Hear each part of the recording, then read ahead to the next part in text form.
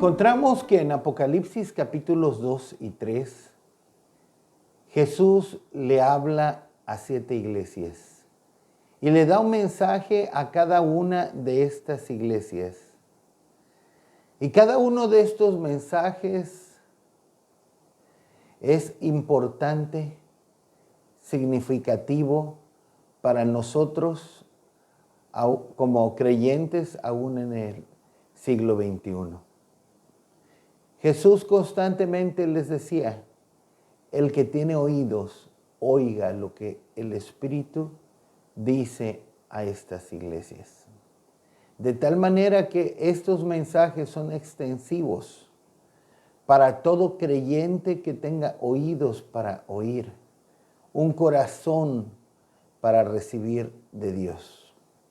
Y que podamos tener esos oídos para oír y ese corazón para recibir de parte de Dios el mensaje que Jesús le da a estas iglesias. Así que, sin más preámbulos, quisiera continuar con el mensaje a la iglesia de Laodicea. Este es el cuarto mensaje a la iglesia del mensaje que Jesús dio para la iglesia de Laodicea. El mensaje que Jesús dio para la iglesia de Laodicea lo he compartido en 4 mensajes. Este es el cuarto y a su vez es el mensaje número 18 de las iglesias del Apocalipsis, y con este mensaje termino esta serie de mensajes. Así que, haciendo un breve repaso de algunas verdades claves que hemos hablado con respecto a la iglesia de Laodicea, quiero comentar. La iglesia de Laodicea era tibia en su experiencia cristiana. Y un creyente tibio es uno que, como Jesús define, no es ni frío ni caliente. Es decir, está en un punto neutral. Un creyente tibio es como lo que leemos que sucedía en la historia de Israel, en 2 de Reyes 17, 40 al 41, donde nos dice que ellos temían a Jehová, pero que al mismo tiempo servían a sus ídolos.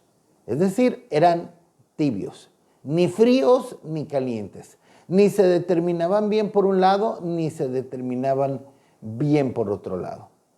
Y de hecho, podemos ver que es más ofensivo para el Señor un cristiano a medias, un cristiano tibio que quiere compaginar, que quiere mezclar dos cosas que no pueden ser mezcladas, como Cristo con la mundanalidad. Eso es algo que el Señor no puede tolerar, y es aún más ofensivo para el Señor que uno que está totalmente apartado del Señor, ya que el que es supuestamente cristiano pero quiere mezclar tiene conocimiento, y aún teniendo conocimiento quiere hacer algo que delante del Señor no es permitido. Así que, como veíamos, la tibieza le da asco al Señor, no la puede tolerar, y por eso el Señor personaliza y dice: los vomitaré de mi boca. No voy a vomitar la tibieza, voy a vomitar de mi boca a los tibios. No los puede tolerar. En Apocalipsis 3:17 encontramos que ellos se creían ricos. Los de la iglesia de Laodicea se creían ricos y que no tenían necesidad de nada, pero carecían de las verdaderas riquezas de Jesucristo. Ellos estaban orgullosos, confiados en sí mismos, pero espiritualmente el Señor les dice que eran pobres, ciegos y desnudos. Estaban engañados, como muchos creyentes y lamentablemente también aún ministros e iglesias hoy en la actualidad. Están engañados creyendo que son o que tienen algo que delante de Dios para nada que ver. Hoy en día la iglesia se considera rica. Hoy en día la iglesia se considera como que está en avivamiento, tanto más con la nueva ola de apóstoles y profetas que se autodenominan. Hoy hay mucho mensaje motivador más que bíblico. Muchos predicadores, ministros, se han convertido en motivadores personales, más que predicadores de la sana doctrina. Buscan elevar el ego de las personas cuando Cristo lo que busca es matarlo. Y en Apocalipsis 3:18, el Señor les aconseja que de Él compren oro refinado en fuego. Dejando que la Biblia interpretara la Biblia, pudimos llegar a la interpretación que esto representa una fe purificada en las pruebas, como podemos leer en 1 Pedro capítulo 1, versículo 7. El Señor también les habla que tuvieran vestiduras blancas para cubrir su desnudez, cubrirse con la justicia de Cristo de todo aquello que los debiera avergonzar, como nos habla Apocalipsis 16:15. Y la tercera recomendación que les hace, y claro, también es para nosotros, para todo aquel que tenga un oído para oír de Dios, ungir sus ojos con colirio para que vieran. Es decir, que su visión fuera aclarada para poder ver los propósitos de Dios con claridad para su iglesia. De eso nos habla Pablo en Efesios capítulo 1, 16 al 18, y aún Pedro en 2 de Pedro 1, del 8 al 9. Y es lamentable, pero muchos creyentes como ministros e iglesias no tienen visión. Como dice Pedro, tienen la vista muy corta, son ciegos, o tienen su visión puesta en lo material, en lo humano, en las cosas de la tierra. Así que continuando con el mensaje a la iglesia de la Odisea, continuando y ya para terminar, la siguiente frase de lo que el Señor les está hablando a esta iglesia y a nosotros también, en Apocalipsis capítulo 3, versículo 19. Yo reprendo y castigo a todos los que amo. Sé pues celoso y arrepiéntete. Amén. Aprendamos muy bien esto. El Señor reprende y castiga a todos los que ama. Yo te pregunto a ti, creyente, a ti, cristiano, ¿tú quieres ser amado por el Señor? ¿Quieres que Dios te ame? ¿Qué dice el Señor? Yo reprendo y castigo a todos los que amo. Hay personas que dicen, no, Dios no castiga. Dios no castiga. Pues quién sabe en dónde aprendieron eso. ¿De dónde sacaron esa idea? Bueno, vamos a ver. Sí hay algunos a quienes no castiga, ciertamente. Pero de que Dios castiga a aquellos que Él ama. El verdadero amor corrige. El verdadero amor castiga. El verdadero amor no es tolerancia. El verdadero amor no es empatía hacia el pecado o hacia la maldad. El verdadero amor corrige y castiga. Le dice a las personas lo que está mal en ellas, esperando que puedan reconocer su error, su pecado, su mal camino y cambien. Vamos a ver en Proverbios cómo el Señor le habla a los padres en lo natural. En Proverbios 13:24. El que detiene el castigo a su hijo aborrece, mas el que lo ama desde temprano lo corrige. El que detiene el castigo no es un padre comprensivo, lindo, amoroso, tierno. No. El que detiene el castigo a su hijo aborrece. Lo está aborreciendo. Pero el que lo ama desde temprano, desde una tierna edad aún, lo va a corregir, lo va a castigar. Pero volviendo, ¿y creemos que Dios no hace eso con sus hijos? Él hace eso con sus hijos. Y Él nos está diciendo esta misma enseñanza para que nosotros hagamos lo que Él hace con nuestros hijos. Pero volviendo al Señor, ahora sí, quien reprende y castiga a los que ama, esto es claramente confirmado en la epístola a los Hebreos. Hebreos 12, versículos del 6 al 8. Porque el Señor al que ama, disciplina y azota a todo el que recibe por hijo. Si soportáis la disciplina, Dios os trata como a hijos. Porque ¿qué hijo es aquel a quien el Padre no disciplina? Pero si se os deja sin disciplina, de la cual todos han sido participantes, entonces sois bastardos y no hijos. El Señor al hijo que ama, lo disciplina.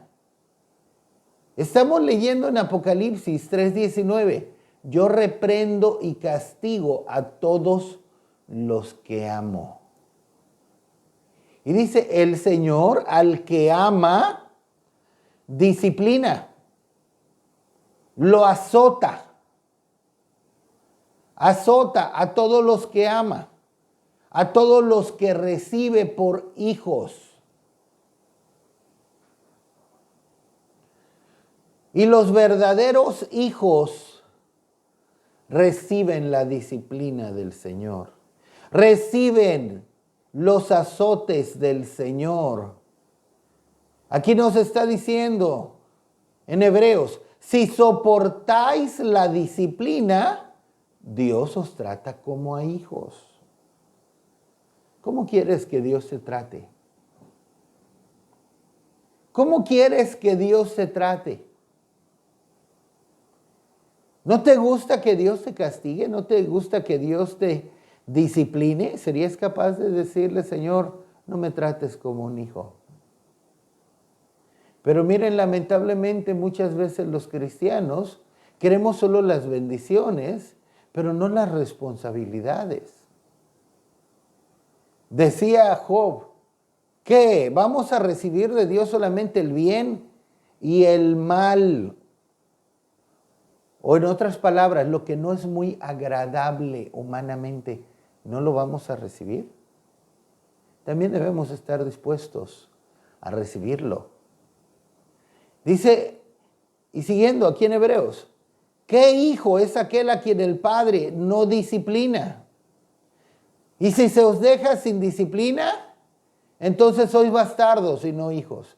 Si se les deja sin castigo, si se les deja sin azotes, entonces serán considerados como hijos ilegítimos, como bastardos, hijos de padres desconocidos, hijos quién sabe de quién. Entonces, ¿queremos de parte de Dios ser tratados como hijos o como bastardos? Es una decisión que debieras tomar hoy mismo. Hoy mismo. Mientras estás escuchando este mensaje, ¿qué le estarás diciendo al Señor? Mira, yo sé que te podrías ver tentado en quitar el video en este mismo momento porque no te va a gustar esto o no te gusta oír esto. Pero la palabra de Dios es clara. Podrás quitar el video, pero no quitaste de la palabra de Dios estas palabras. El salmista declara una bendición sobre aquellos que reciben la disciplina del Señor. Veamos, Salmo 94, verso 12. Bienaventurado el hombre a quien tú, corriges y en tu ley lo instruyes. Debemos estar contentos cuando el Señor nos disciplina, cuando el Señor nos corrige, cuando el Señor nos castiga, cuando el Señor nos azota. Debiéramos estar contentos. Aunque ciertamente, también dice Hebreos, en Hebreos 12:11, que la disciplina no es agradable, no es causa de gozo. No es causa de gozo, pero debiéramos estar contentos por lo que el Señor nos dice. Es bienaventurado, dichoso, feliz, aquel que es castigado, disciplinado, corregido, disciplinado por el Señor, azotado por el Señor. Pero ¿cómo vamos a estar felices de algo que no es causa de gozo, de algo que no es agradable? Es un privilegio, es una bienaventuranza recibir la disciplina del Señor, el castigo del Señor. Que Él nos trate como a hijos. Como también vemos en el libro de Job. En Job capítulo 5, versículo 17. He aquí, bienaventurado es el hombre a quien Dios castiga. Por tanto, no menosprecies la corrección del Todopoderoso. Nuevamente la bienaventuranza de aquel a quien el Señor castiga, disciplina, corrige, azota. ¿Pero cómo? Si eso no es agradable, no es cómodo.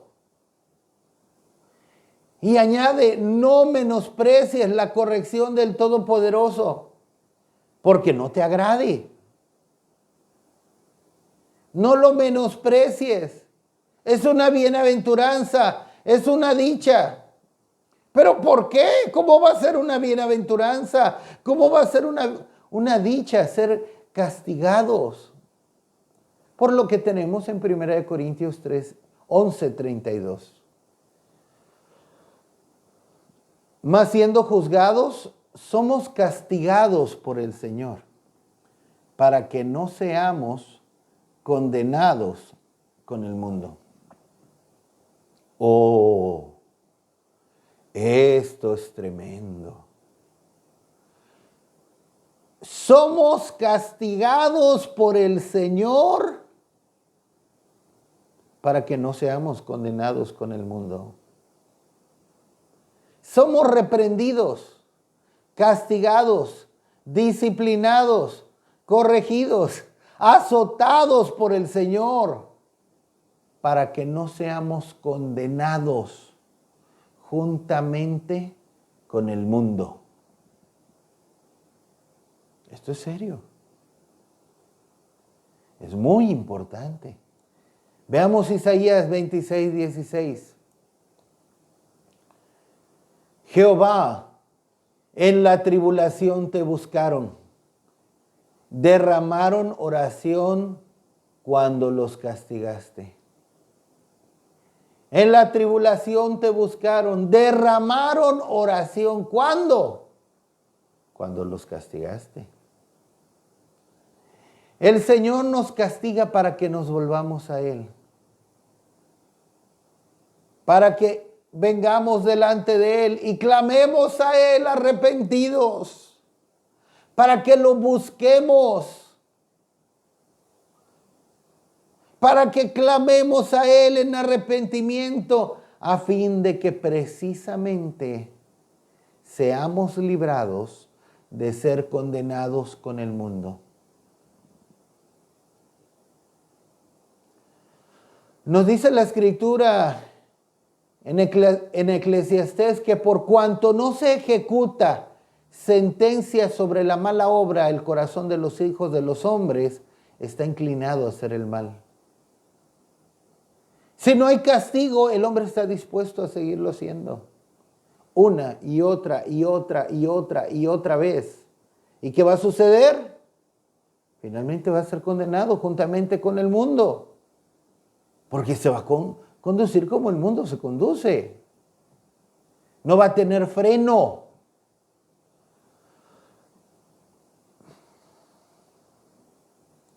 Jeremías capítulo 31, versos 18 y 19. Escuchando, he oído a Efraín que se lamentaba. Me azotaste y fui castigado como a novillo indómito. Conviérteme y seré convertido, pero tú eres Jehová mi Dios. Porque después que me aparté tuve arrepentimiento, y después que reconocí mi falta herí mi muslo, me avergoncé y me confundí, porque llevé la afrenta de mi juventud. ¿Qué dice aquí la Escritura sobre Efraín? Se lamentaba. Me azotaste, Dios. Me castigaste.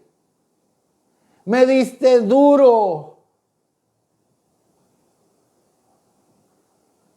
Pero, ¿qué produjo el castigo del Señor? Arrepentimiento. Avergonzamiento por sus malos caminos. Arrepentimiento. Conversión. Que reconociera su falta. Es el producto de ser castigados. Para eso nos castiga. Para que reconozcamos nuestras faltas, nos avergoncemos de ellas, nos arrepintamos y nos convirtamos al Señor. Ahora, mira bien lo que te voy a decir. Entendamos, lo peor que las personas pueden recibir de parte de Dios es que Él no las discipline, que Él no las castigue, que Él les deje seguir su propio camino. ¿Eso quieres? Es lo peor que te puede hacer Dios. Es lo peor. Como el Señor le habla a Efraín en otro momento, dejándole hacer lo que quiera. Como el Señor habla más bien de Efraín en otro momento, dejándolo que hiciera lo que quisiera. En Oseas 4:17. Efraín es dado a ídolos, déjalo. Efraín es dado a ídolos. ¿Y qué le dice el Señor al profeta? Déjalo, déjalo, que haga lo que quiera,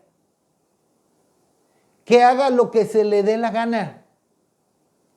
No te metas más con él, no le digas más nada. Uy, Señor, no nos hagas eso. Señor, no nos hagas eso. No nos dejes sin tu corrección, sin tu disciplina, sin tu castigo. Y miren que sé lo que le estoy diciendo. No le digas más nada, Efraín. El resultado era dejarlo seguir su propio camino y entonces para ser condenado juntamente con el mundo. Con el mundo. Igual que el mundo. Mira, yo te digo algo. Es importante que vayas a la iglesia. Es importante que no te dejes de congregar, como muchos tienen por costumbre, como dice Hebreos. Es importante que te alimentes de la palabra. Es importantísimo y clave. Pero,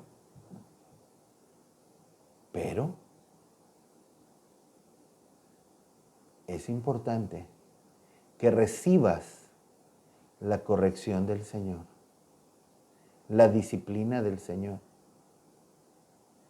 Porque va a haber muchos creyentes, entre comillas,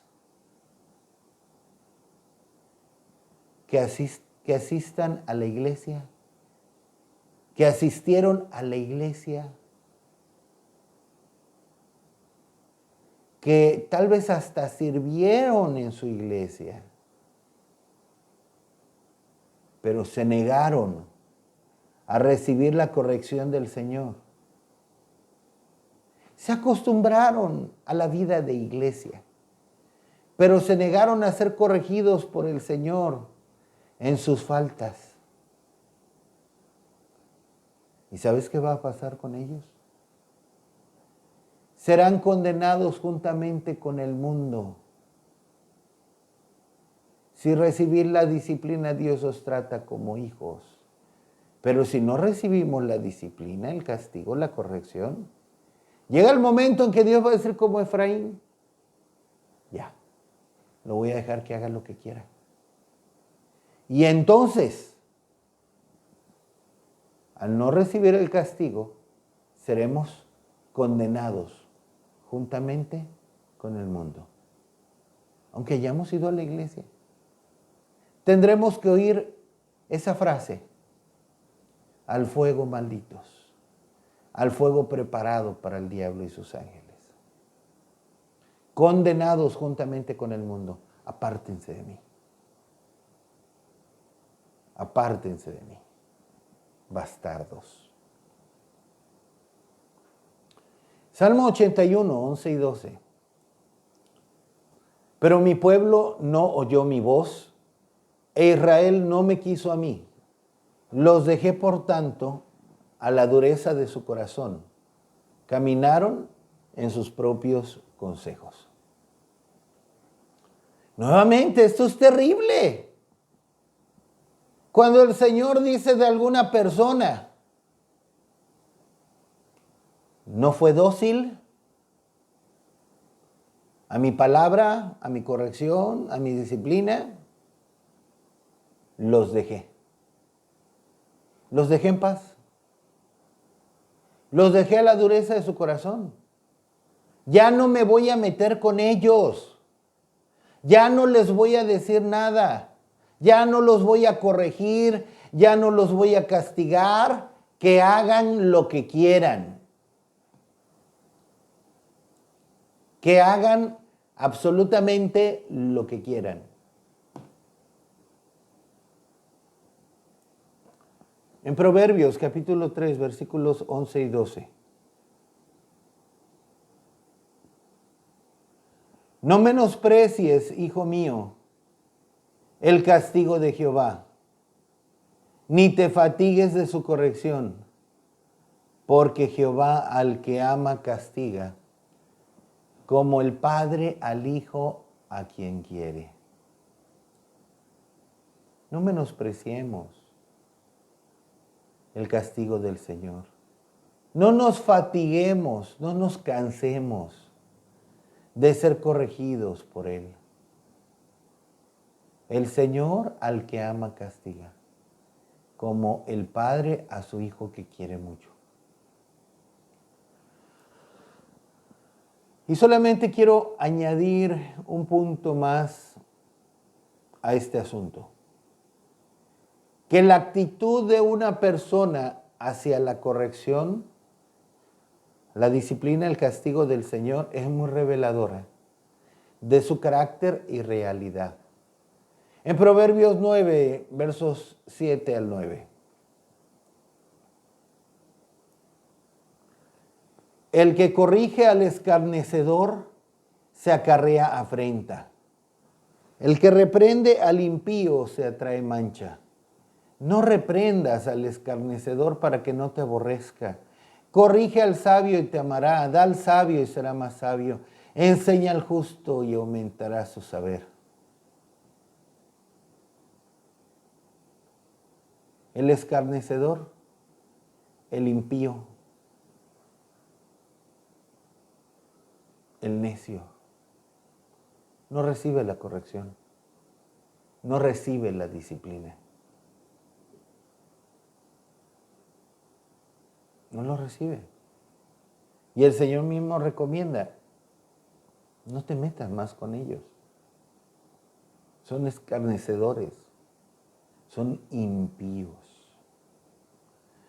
Y en Proverbios 15:12 el Señor añade que el escarnecedor no ama al que le reprende, ni se junta con los sabios.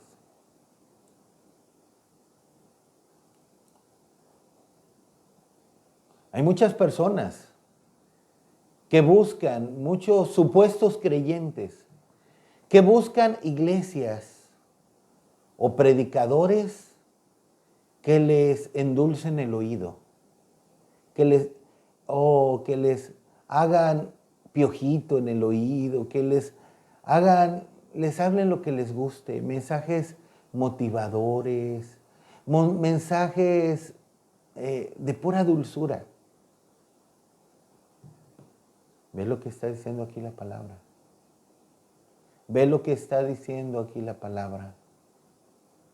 Es más, dice la Escritura que llegará tiempo cuando no sufrirán la sana doctrina. La sana doctrina duele. La sana doctrina castiga a nuestra carne. Trata de matar nuestra carne. Así que si eres confrontado, si eres reprendido por la palabra, vas por buen camino. Vas por buen camino. Porque el Señor lo que busca es corregirnos, disciplinarnos, castigarnos, a fin de que no seamos juzgados juntamente con el mundo. Bueno, siguiente parte de este mensaje. Yo estoy a la puerta y llamo. En Apocalipsis capítulo 3, versículo 20. He aquí yo estoy a la puerta y llamo. Si alguno oye mi voz y abre la puerta, entraré a él y cenaré con él y él conmigo. Esto es impresionante. Pero primeramente comprendamos. Miren, este verso se aplica comúnmente para el evangelismo. Para decirles a las personas que Jesús está a la puerta de su corazón llamando para entrar en él. Y es una buena aplicación de este pasaje. Yo lo he usado muchas veces para evangelizar también. Es una buena aplicación de este mensaje. Cristo quiere habitar por la fe en nuestros corazones, como dice Pablo. Y Cristo llama a la puerta de nuestro corazón y llama, queriendo entrar. Es correcto, es real, pero es una aplicación. Mas no es la interpretación cabal, no es la interpretación de este pasaje como tal. Está bien aplicarlo como evangelismo, pero no es la aplicación de este pasaje. ¿Por qué? Porque esto se lo dice Jesús.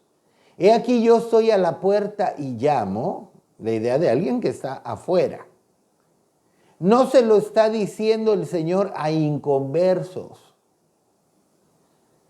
No se lo está diciendo el Señor a no creyentes.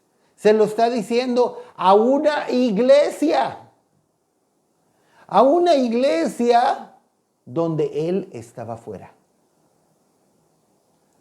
Donde lo habían sacado. Esta iglesia, con su actitud soberbia y autosuficiente, había apartado, había sacado al Señor. Sí. Nos dice la Escritura en Salmo 138, 6, que el Señor al soberbio, al altivo, lo mira de lejos.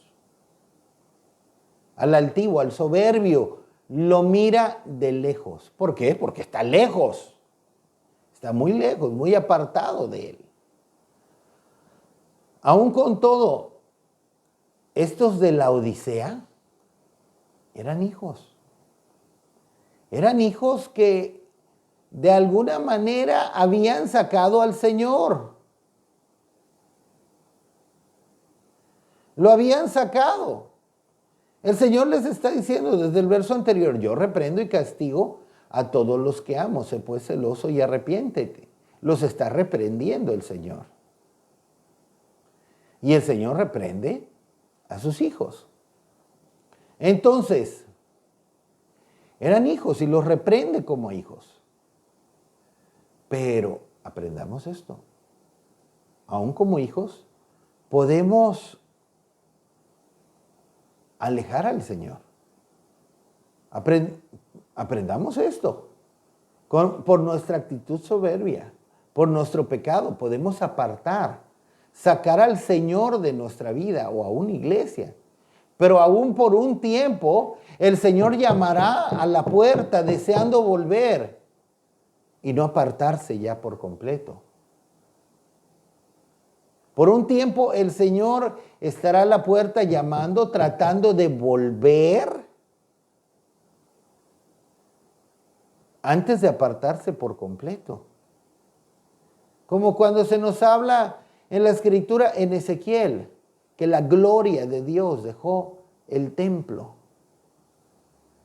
El Señor, la gloria estaba en el arca del pacto, pero llegó el momento en que ascendió al umbral,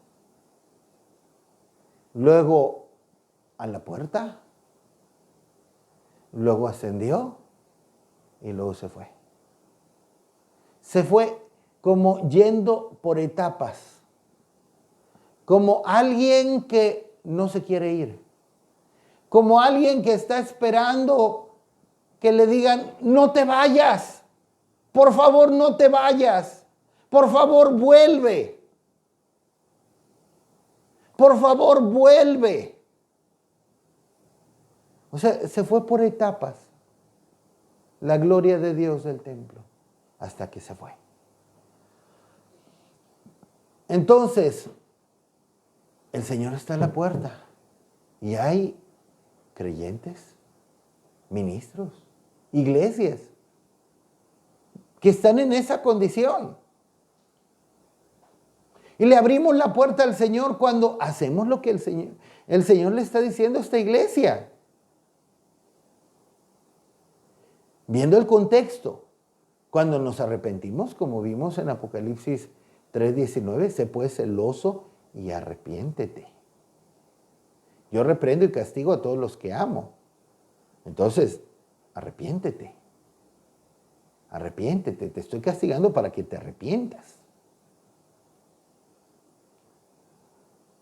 Punto 2, que el Señor le pide a esta iglesia, ya hay un verso atrás, en Apocalipsis 3:18, cuando compramos oro refinado en fuego, cuando dejamos que el Señor purifique nuestra fe en las pruebas, como vimos en el mensaje anterior.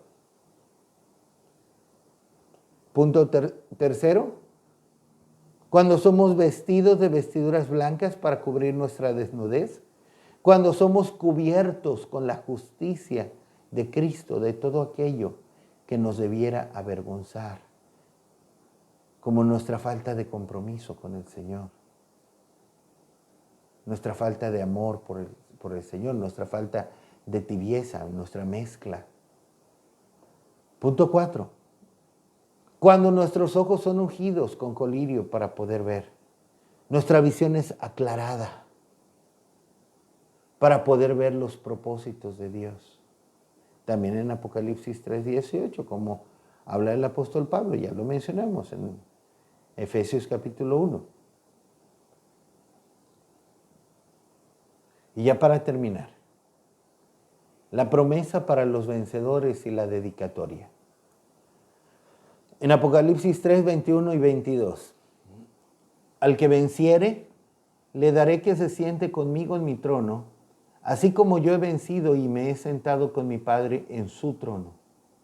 El que tiene oído, oiga lo que el Espíritu dice a las iglesias. Esta es la promesa que el Señor le ofrece a todo creyente. Que se tome de la gracia del Señor y se esfuerce por ser un vencedor, como también tenemos en 2 de Timoteo 2:1. Reinar con Cristo. Pero lo más maravilloso no es el trono. No es sentarnos en el trono del Señor. No es el trono. ¿Qué es lo más maravilloso? El conmigo. Conmigo. Aunque no haya trono, estar con Él. Estar con el Rey de Reyes. Estar con el Señor de señores. Sentarnos con Él. Eso es lo más maravilloso que podamos tener. Estar sentados junto a nuestro Rey y Salvador. Así que tomemos en serio el mensaje del Espíritu de Dios a estas 7 iglesias y que el Señor hace extensivo a cada uno de nosotros como creyentes, que tengamos un oído para oír y un corazón dispuesto para recibir estas exhortaciones y que desde ya hayamos sido uno de aquellos que hayamos oído del Señor con estos mensajes y que podamos tener el privilegio de sentarnos junto al Rey de Reyes, el Señor de los señores. Aleluya. Amén.